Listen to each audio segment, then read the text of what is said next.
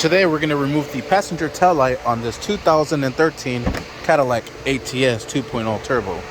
Alright, first thing we're going to do is going to go ahead and pop open the trunk.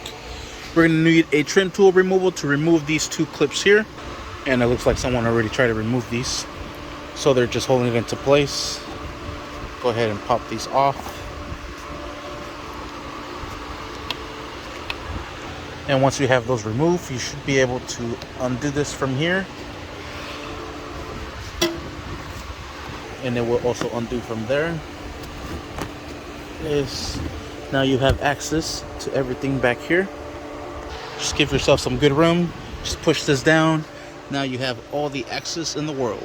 Alright, we're first going to undo this pigtail. This has a little security clip on here. So just press this out.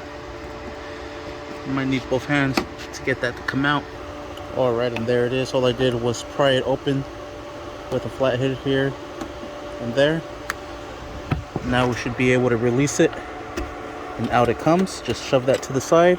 We're going to go ahead and remove this nut, that one, and this one right up there.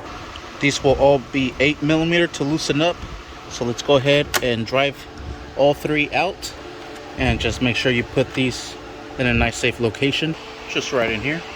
Alright, what we're going to do next is remove this cover from here using this trim tool removal. We're going to go ahead and apply some pressure upwards and away and away and away to pop all this out. Get this sucker to pop all the way loose. And there it comes out. Gonna need both hands. There, oh, maybe not. Alright, now we have a hex screw here. This will be a T20 torque screw. I said hex. And we'll go ahead and unscrew this here, and we'll put this in a nice safe location. Once you have that undone, just gently pull back, and we're gonna have to work this out. Looks like it's caught here on the bumper, so it looks like there's a clip back here, there, and it gives you enough access to pull this off. And let's see if we can. I'm gonna use both hands real quick.